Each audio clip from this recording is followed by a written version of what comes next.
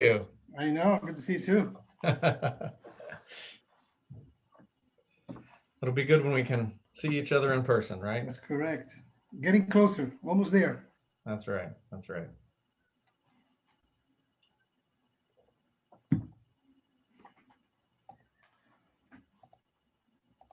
All right, so we are live on Facebook. Okay, thank you. Alex, you want to call us to order, sir? Sure. Good evening, everybody. My name is Alex Thomas. I am one of the co-chairs for our Procurement and Contracting Subcommittee as a part of the Social Justice, Race, and Equity Commission of the City of Brookhaven. And I call this meeting to order. At this time, we are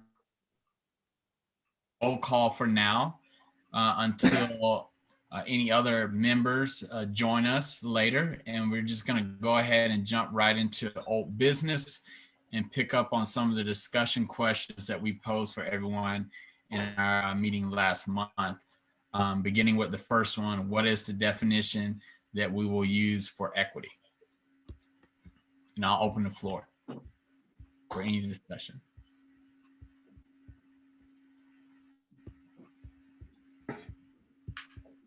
Well, this is Jim. I think there have been some discussions and some material given to us that gives what the group has been considering, the entire group has been considering as the definition of equity. And I think to maintain harmony and cohesiveness across all the groups, we might want to consider using that same definition. That way we're not working at cross purposes, but that's just me.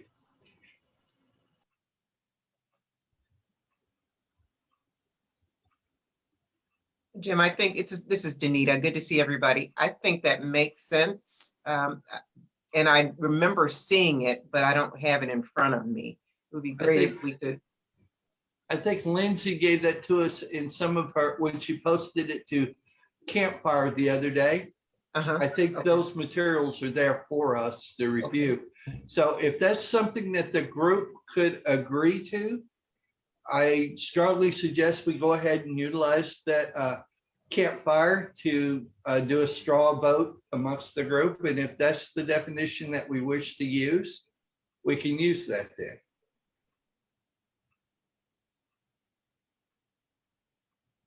I have no objections to that. Neither do I. I don't know how to use Campfire to do a vote, but I agree with what's been said. Well, I think if we attend Julicia's little meeting tomorrow, we might learn more too.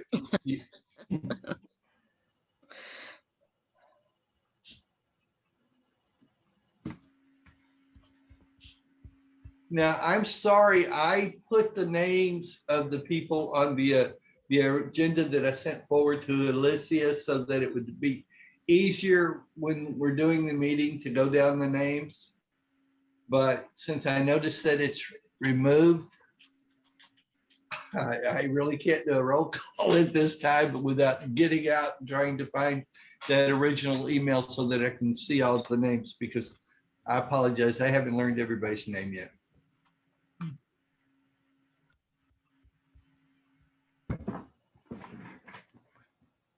And we can table that till later. That's all right. So if there's no objections to using what's provided on Campfire to move forward with defining equity, then we can use that moving forward. And like you said, we'll get more information about it later this week. And so moving along to the next discussion question from our last meeting. How would you define justice, equity, diversity, and inclusion?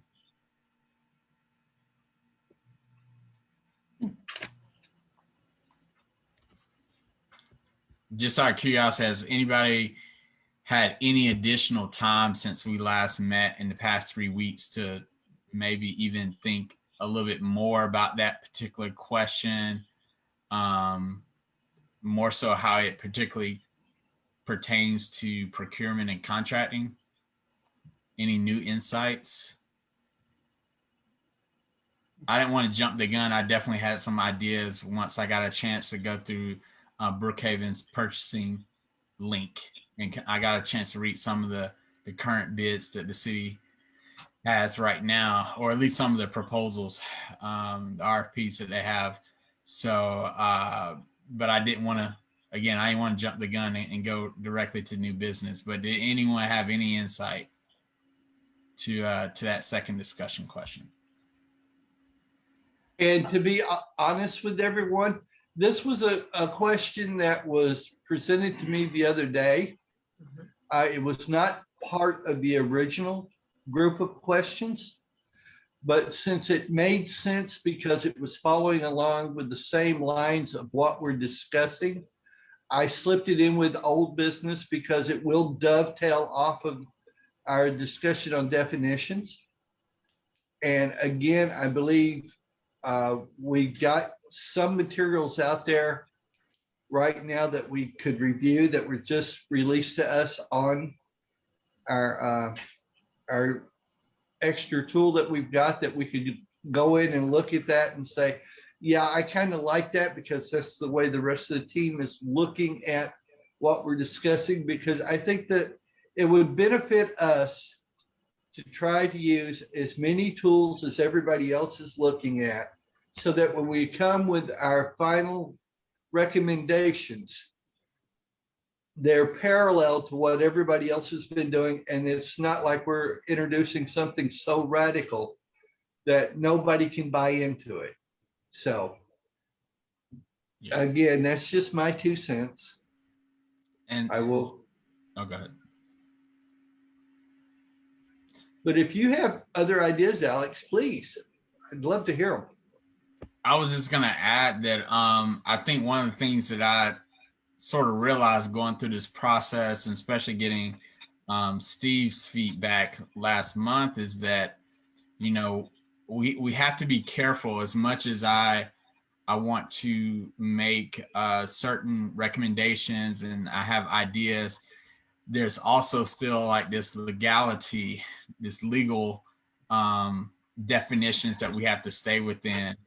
And so, you know, as I was going through some of the materials about best practices and what's sustainable and what other cities across the country are doing, I do think it's important that we always kind of refer back to those 6 sustainable procurement best practices that we need to know. So that way we kind of stay within the confines of what can legally be done. What can the city do that's still gonna, you know, is not gonna, you know, venture out into any type of illegal process that conflicts with state or federal law. So Exactly.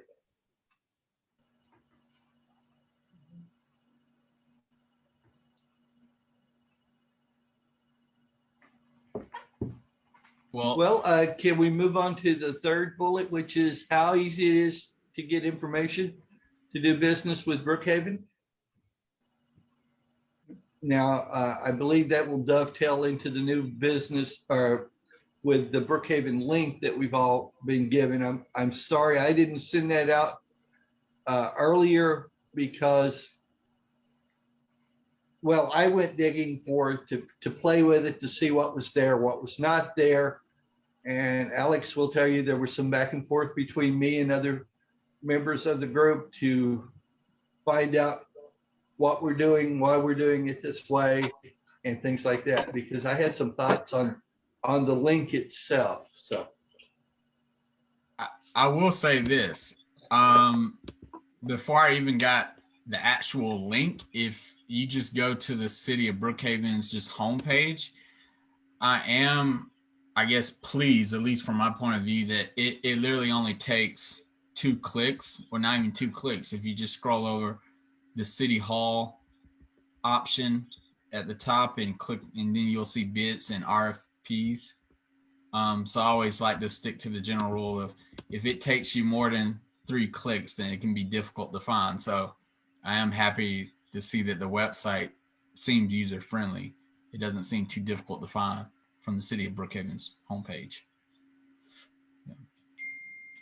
And what kind of information do you see there? I mean, do you see there like some of the opportunities there are for projects? Or I mean, what is there? Because I've been out of town for the last 2 weeks. So I'm finally flagging Atlanta after 2 weeks. So I haven't had a chance to do that. But what happens when you go to that particular part of the website? Yeah, so once you click on bids and RFPs, it takes you to another page, the purchasing page itself. It kind of gives some general information about some of the rules and regulations pertaining to the city and the purchasing manager. Then it has an option where you can click on open solicitations. So what are the bids that are currently open right now and accepting proposals? And then you can also see the closed solicitations and also contracts that have already been awarded as well.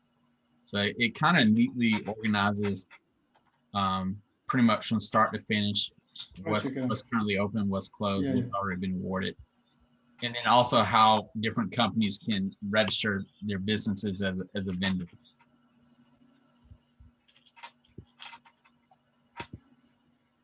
Can you guys see my screen with the city's website? So this is what we're talking about. We cover over City Hall, bids and RFPs. It takes you to where all the information can be found.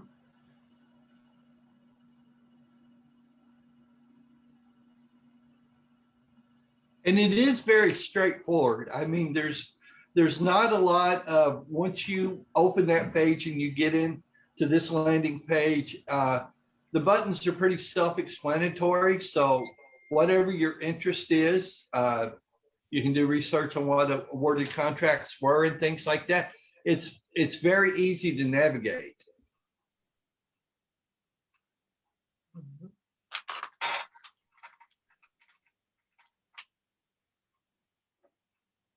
I do think, whenever I was looking at the process for companies to actually register themselves as a potential vendor, and this might just be me personally because I'm not a small business owner, but I can imagine that sometimes maybe it would be helpful to have some type of dictionary or glossary of just general terms of some of the verbiage that's used in the different policies. I think that might be helpful. And if something like that already exists, I might have already missed it or didn't click on it.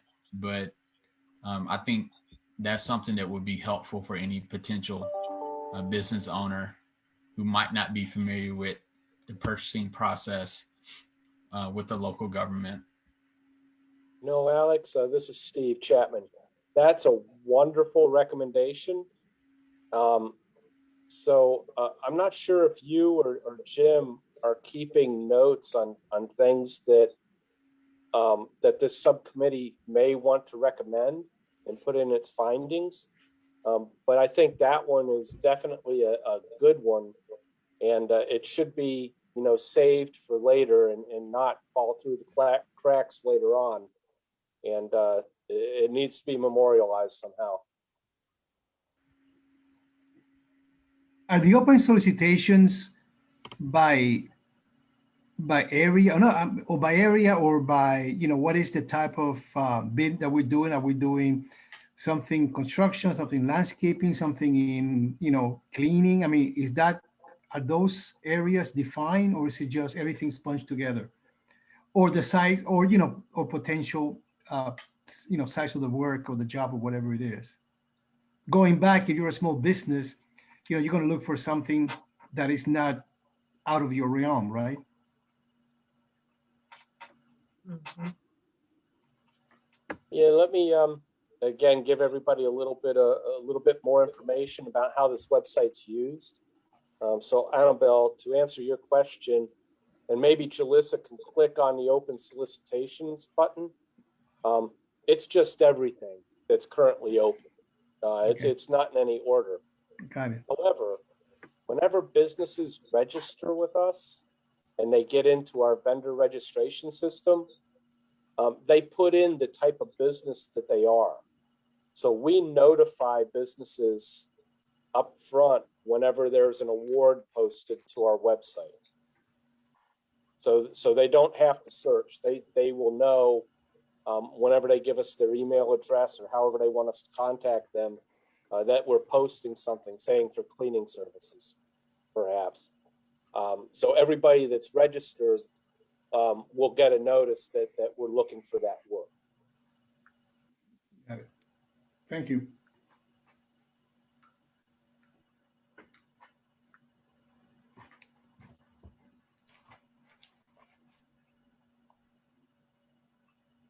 Yeah, as Commissioner Moses mentioned, it's pretty straightforward. I also noticed that if you actually, Jalissa, if you could go back to open solicitations and just click on, I guess the first one, that was, I know that was currently a bid that I was looking at earlier. And where it says bid shall only be accepted online through the bonfire portal. So yeah, the actual bonfire portal. I got a chance to read through that, and it did a pretty good job detailing the specific details of what was required from each vendor or each company with that particular project. Maybe it was, I thought it was through bonfire. Maybe I was looking at a different link. I think so. I think I just don't have an account, so it doesn't automatically take you there. Okay, that's, Yeah, Jalissa's not a registered vendor in Bonfire. that's okay. It might have been under supporting documents. I apologize. Yes, I think this is what I was looking at earlier. And so it gives more details about what's required. It even listed out the number of times the city expected the company to actually come and cut the grass on what particular lots, and it gave the addresses and the length of time. So it seemed pretty detailed and straightforward, but it definitely used some terminology that I know I wasn't familiar with that I think would be helpful for us to have like a glossary that any vendor can go back and refer to. Well, would we need a glossary that was all encompassing, or would it be a glossary that would be relevant to the bid that's being put out? In that case, if we got away from any technical terms but wrote it in plain language, that way you wouldn't have to be an expert in the different areas to understand what was being expected. I don't know, because a lot of these things are so specific in detail of what needs to be done. I guess we'd almost have to have a glossary for every contract to cover every aspect of that contract, every technical detail within the contract. But if the contract was written in just plain language, you wouldn't need a glossary because common usage would take over. Well, that's a good point. But I also know that since we only have, the city only has one purchasing manager, Right. that might be somewhat of a tall task to have one for each proposal, each bid that's listed. Well, I did in the application that we were given Basecamp, I did post a working document called ISO, and that's basically the International Standards Organization. And it goes through a list of, it has a glossary of procurement terms within it. And since it is an international standard, that's the reason I focused on that one to put it up that way. If somebody had a question, at least we could go back and see what others within other countries or what internationally have been calling this, so that we could understand, okay, that's what they call this. So maybe we need to focus ourselves that way.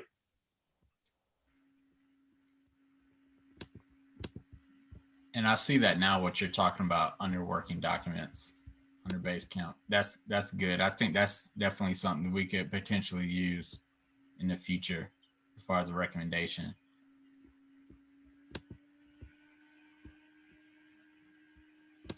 So kind of moving on to the next, to new business, we've already kind of jumped into examining the purchasing web link. Did anyone else have any observations, anything else from the actual website? Did they notice anything that jumped out? Alex, just a check, and I'm sure we're covered here, but to make sure that all things with this space on the website and the website in general are in fact accessible to everybody. So people with, mobility issues, people with visibility issues, etc. I will say I'm not the biggest expert on our website. My coworker is, but I do know it follows ADA standards. Terrific. Thank you, Julissa. It's good to know. And I suspected we were covered there, but this felt like a good time to bring that up.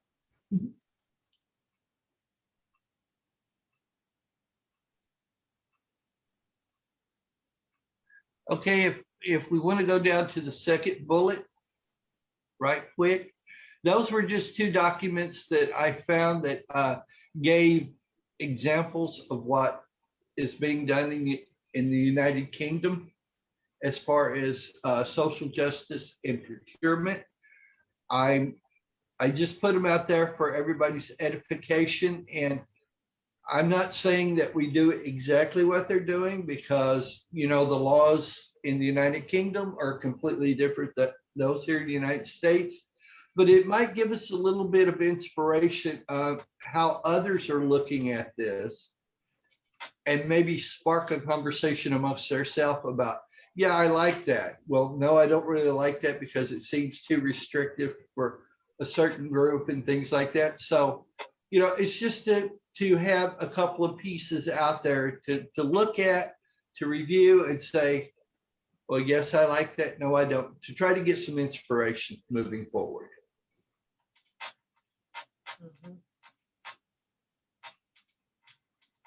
Well, I did like, looking at some of the practices in Europe that were mentioned. I did like the fact that they were able to use like a point system, almost like a merit system, where they awarded a vendor a certain number of points for meeting specific criteria. I'm not sure if that's legally something that's even can be replicated over here in the US, but I thought that was very interesting. I think most companies do have a performance rating that's listed somewhere. I know in my old job, we had to do every procurement through the government printing office, and they kept a listing of compliant, non-compliant contractors. And if a contractor has so many marks against them for non-compliance, they would just actually send them a letter and tell them they would no longer invite them to participate in their bidding process. And I'm pretty sure that across the board with procurement and contracting, there is a vehicle that they utilize to track performance. I know in one of the documents, I think the second document, they made it a point to say that the dollar amount is not the most important thing. So if a person has the lowest bid, but they have a lot of performance issues, that may not be someone you want to award to. So the next document is more detailed about what they're doing in the United Kingdom. And I was surprised to see that this happened about 2 years ago. So they have been thinking about this a lot longer than we have. So that's why I thought we might get a little inspiration to what they're doing and see where it's applicable to us.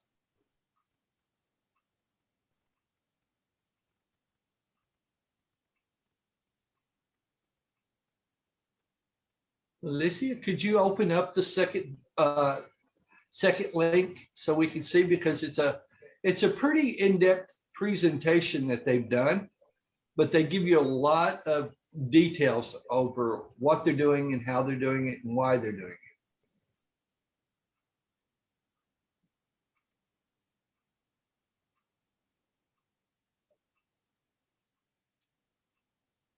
So, you know, and they have bullet points. I think you referred to that earlier, Alex. And they are trying to break down some of their best practices that they're using up front and putting them out there as their key message. Again, this is just to get inspiration. Really, really like this. And this could be a space, once we circle back around with our verbiage around equity and JEDI, et cetera, where we insert some of that too. I really like this approach. I was very impressed with the way it was presented and written. I think it does address the heart of what we're trying to do. I think it gives you a very good roadmap on how to achieve that. But it's going to take looking at it and seeing how applicable it is to the way we do business here in the United States, as opposed to them. But if these are just philosophical things, I think they're things that we could all buy into very quickly. If you don't mind, Commissioner Moses, I would like to read out, like on the very first page after the contents on that document, they list 3 different focus areas, and I would like to just read them out for everybody, for the group. Please. Yeah, so it says that the organization, in order to capitalize on the social advantages the directive offers, we have focused on the following 3 areas: reserve contracts for economic operators that promote the social and professional integration of persons with disabilities and disadvantaged persons. And so I think that kind of goes back, Danita, to your question about the website. So that's definitely a group that we can't forget. And then social considerations as the silver thread through the procurement process. And then last but not least, putting service users first by designing effective procedures for awarding contracts for social and health services. So those are kind of the 3 service focuses that they mentioned, and I thought they were very interesting, especially the third one, putting service users first by designing effective procedures for awarding contracts. So as you mentioned, Commissioner Moses, and always about the lowest bid for the city, because of course, lower costs always benefits the city, but what's best for the actual citizens who are going to be using those services.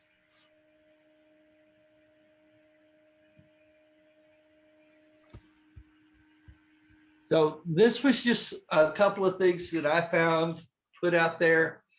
I encourage the group, if they would please take a moment to look through it and try to pick it apart, see if there's anything of value in this that we could use, because I think a final document will be something that reflects this nature of input that we want to give to the city. And if this has enough of the key elements in it that we want to pursue, then we can basically build the final document off of those key elements and insert some of our examples of where we think it would be relevant to that key element within the document, based upon our observations and review of some of the contracts and practices that the city is doing. Because it doesn't have to be you're doing everything wrong, you guys have to start all over. It could be, you know, you're doing this very well, but, you know, quite frankly, this could use a little more work. It doesn't have to be totally negative, but. Jim, that brings up another point, and that is how we receive feedback from businesses. So we're coming up with several good ideas, But I would imagine if there is some group or small, almost like a focus group of businesses who have gone through this process, that they could provide us with some very interesting insights also, specifically related to the procurement piece. I So I like just that. want to put that out there for thought. Please, I'm sorry. I like that piece, and I think that can be done for successful proposals as well as proposals that were not successful. It's good to hear from both sides of the coin. I like that, Commissioner Knight. Yeah, because it would be nice to know what were the tools you used to be awarded the contract, and what were you told were your shortcomings, why you were not awarded the contract too. Exactly. And you know, failure is often as valuable as success if it's done in a corrective and positive manner. I agree. If you shut somebody down just because you thought they were too low on the bid and they didn't read the specifications, you're not encouraging them to come back and try it again.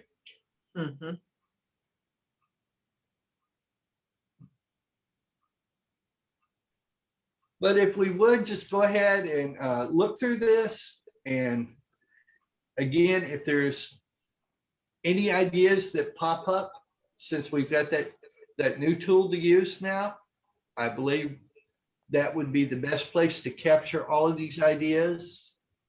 And it goes out to everybody, so we're not having to read through 100 emails a day. And I really like it.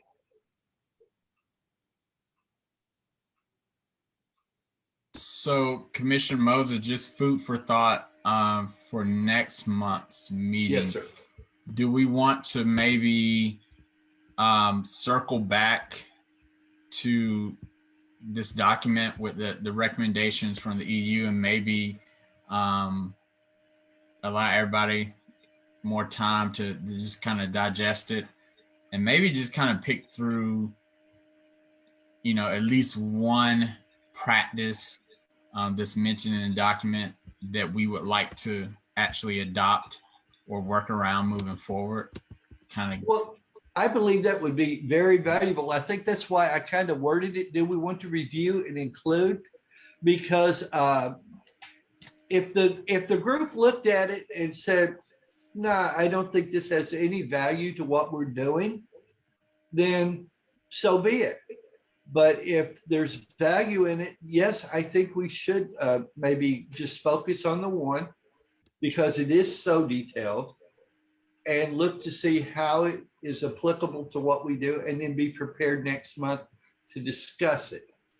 But in the meantime, if there's something in that thing that is just so grabs you right at your core, let's put it out there for the rest of the group to look at it before we get back together, so that we have an idea of what we're thinking, who's thinking what, and how we can incorporate all of that into a final product.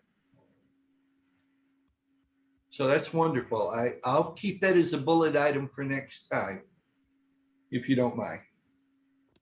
Of course.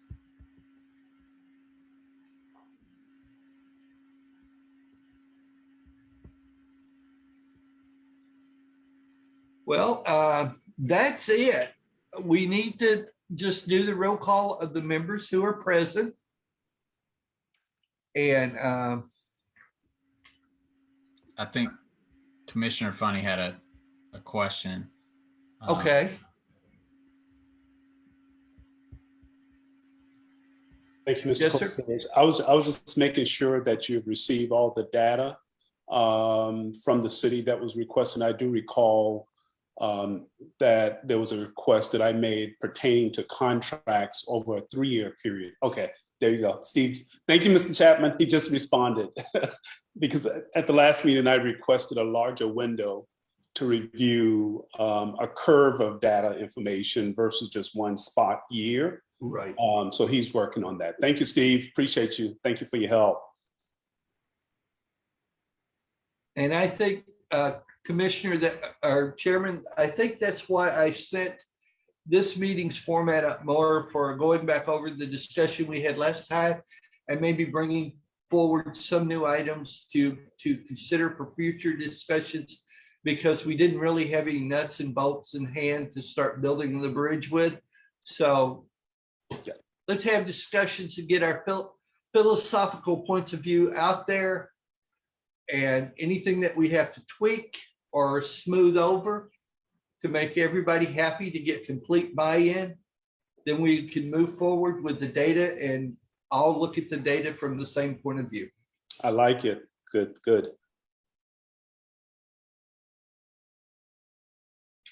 Well, I'm going to do a quick roll call of the people that are on the meeting right now. There's only 9 of us here. So Danita, Present. Steve, Chapman, Here. Alex Thomas, Here. Stephen. Would you pronounce your last name, please, Stephen, so I don't butcher it? Me? Cosby? Yeah, Cosby. Mhm. Okay. Beth, Wendy, or Wendell? Wendell, here. I'm sorry, that looks like an eye. I'm getting old. Okay. And Anna Bob Torres, correct? Present, here. And of course, we have Commissioner Funny with us, and of course, ever present is Julicia. Thank you so much for all of the work you do. I've kept her busy Here, going here. back and forth and pulling this down and putting that back up and things like that. I really do appreciate somebody who's willing to tolerate me when I ask for those things. Thank you very much. Of course. Well, I guess if there is, let's open the floor for any other discussions. We've got about 10 minutes left. And if there's anything on anybody's mind that they'd like to bring to the attention of the group, please take this time to do so. So Jim, I have one more piece, and that is that once we get clarity around the unified definitions of equity and also JEDI, I would really appreciate the opportunity for us to go back and look at the procurement section and just wordsmith it to be sure it's reflecting those definitions. Well, that would be the reason that we come up with those definitions in my heart of hearts, because I want the tool that we give, or the recommendations that we give back, to be as positive as they can be, as constructive as they can be, but as useful as they can be, because we might have different philosophies on everything under the sun, but when it comes to how to take care of each other and be kind to each other and do business properly with each other, I think those are values that we can all embrace. I completely agree. And we all want people to have a very positive feeling about Brookhaven. This, the place where we work, live, and love. And, it starts with almost an intro, wherever they go to introduce themselves to the city of Brookhaven. So yeah, we will make that a priority. Once we get our definitions tweaked and agreed to, then that will be our yardstick we use when we go through our procurement documents to make sure that those elements are present. If those elements are not present in a consistent manner, then we will point that out in a very positive manner and ask that they be included going forward. That's You can't rewrite history, but you can always correct the future. That's right. Thank you. Anyone else? Okay, let me, if it's possible, with your permission, I'll give you an update a little bit on what I'm doing. Yes, we're working on the bigger data search, and we'll see how far we can go back on that. I do have Shakira, our purchasing manager, working on that. And she was out last week because of spring break for her children. So she'll be, I'm sure, working on that this week to get it completed. Second, I've tasked the business license division to create a list of all registered businesses, everybody that holds a business license in a city of Brookhaven. So we'll get an understanding of what the universe looks like for Brookhaven specifically, what type of businesses they are and how many and things of that nature. We don't collect any demographic information on it, but we do collect what I call SIC data. It's a code that tells what kind of business they're in.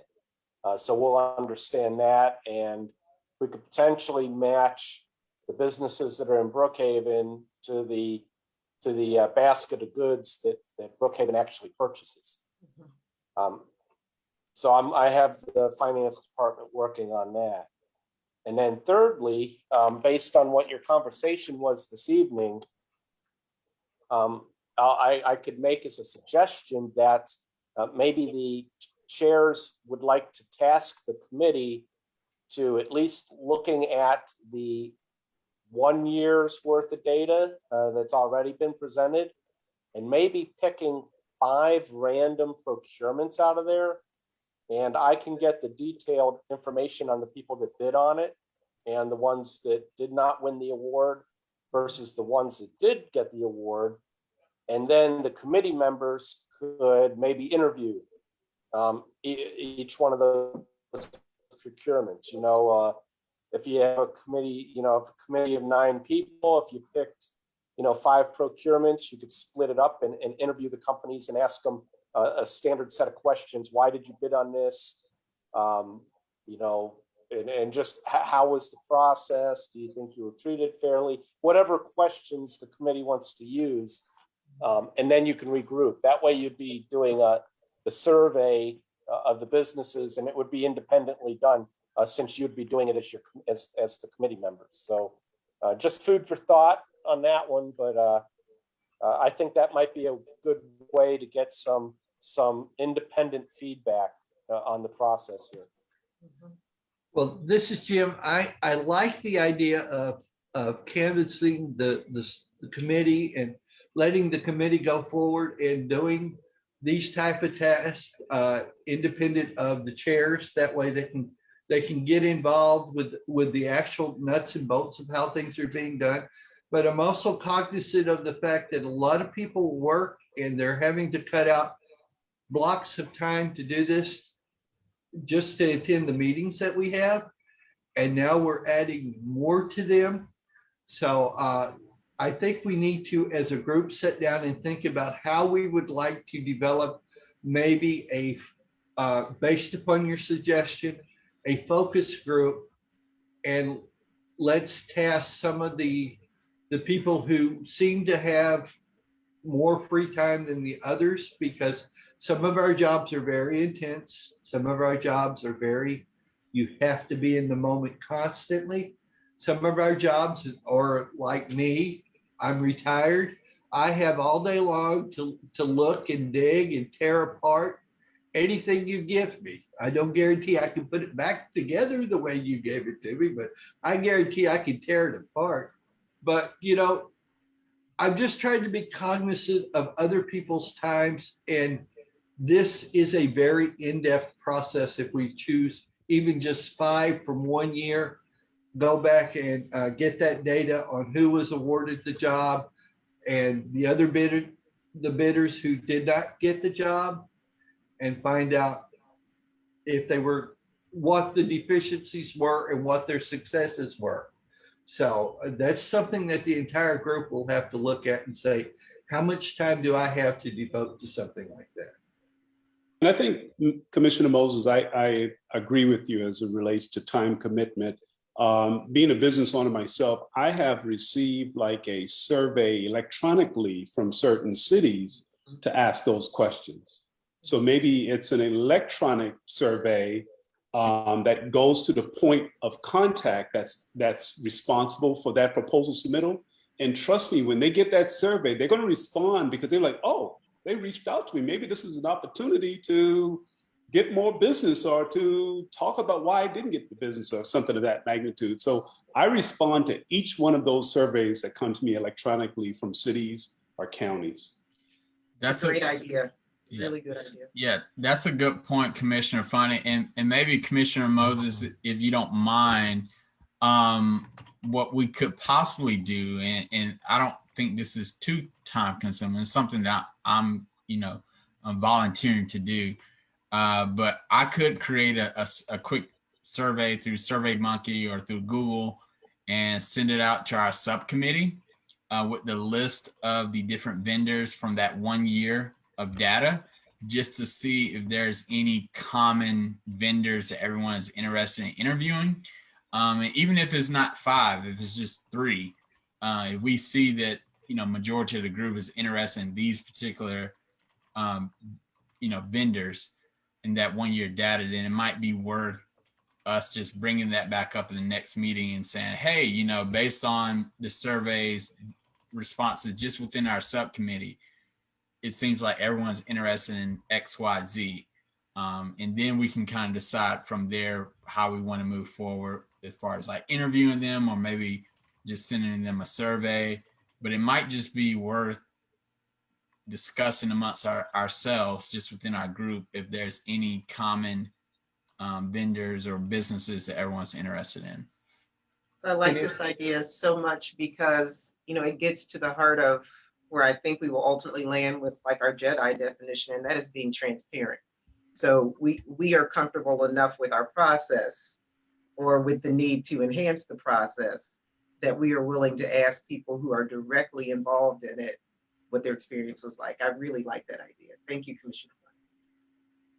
I do too. I just would want to ask though, if we do something with SurveyMonkey, are we going to use the data just for the subcommittee, or is this going to be reaching out to these vendors as a committee within the city process of learning more about what they've went through with the city? Because do we want to do it as an official capacity, or is SurveyMonkey considered more of an unofficial vehicle that we're using?